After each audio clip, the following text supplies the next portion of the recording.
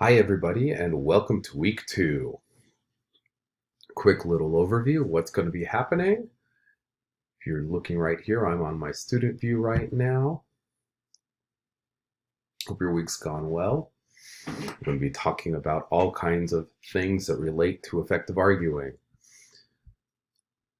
So we'll be talking about rhetorical situations, soapstone, fallacies. After that, we'll be also looking at 2 inaugural speeches, one by President Obama, one by President Trump. So for Tuesday, I've listed right here what you need to do. You're going to watch my video lecture on soapstone, a video on kairos, which is another classical term. It's really just about occasion or the right opportunity, the right time and place to give a speech about something. Then you're going to do a perusal discussion for Barack Obama's inauguration address, and also one for Donald Trump's. And all those instructions are right there back on the module, and I'll jump back to it. For Saturday, there's a fallacies video lecture posted, and I've also got the slides there. You're going to take a short survey quiz. This is kind of like a heads up. The quizzes I'm going to give you are just going to be about like getting your mind focused and thinking about the information. They're not going to be super hard, and as long as you're engaging in the topics, you're going to be getting the points. If you've got any questions about those, please feel free to ask me. We're also going to talk about instructions for essay number 1, and we're going to have fun while we're doing it, or that's the plan at least. So then we're going to jump back. We're at week 2. Here's my video about rhetorical situation in soapstone. Here are the slides you can look at too if you like. There's a kairos video as well. Over here's a fallacies video. Go ahead and save that for Saturday, by the way. Fallacy slides as well. And there are also essay number 1 instructions if you want to get a jump on that. I'll give you a quick look at it. All you got to do is jump out of these. You're going to imagine a doomsday scenario, and for that, you're going to have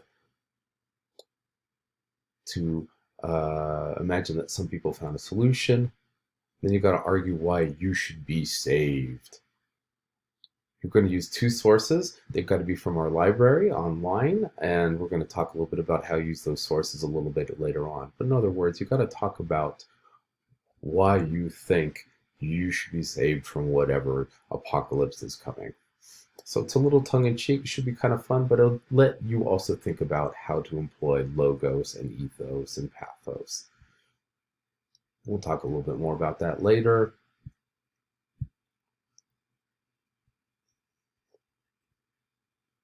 Activities for grades. Here's going to give you some more instructions about how to do the perusals, including what kind of comments you can give,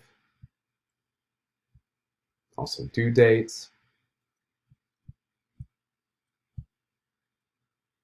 and then jumping right onto here onto perusal, you'll get to see the actual texts that you can then comment on and reply on. And all of this should be done. I've got your comments for both of these are going to be due on this coming up Monday, and then on Tuesday you can go ahead and make the replies to 2 other people. Remember, 5 original comments and 1 comment each on 2 different people. I mean, reply. Does that make sense? So 1 reply to student A and another reply to student B, and you fulfill the requirements.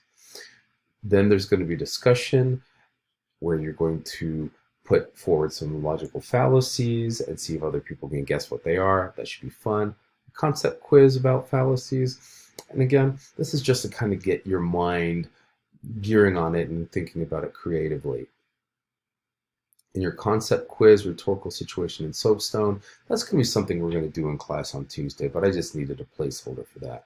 And down here again, you've got your essay 1 instructions, and I think I've got it twice here. I'm going to make sure I got the right version down there in a second. But anyway, it's kind of a full week, but we're hitting the ground running. And I think with the meeting in class on Tuesday, we're going to have plenty of time to get done what we need to do. If you have not yet sent in the survey about when's the best time for office hours, the Survey Monkey, do that. Also sign up for Remind. Got any other questions? Let me know. Email me through the inbox or through chaffey.edu or send me a text through Remind. Have a good week and I'll see you soon. Bye-bye.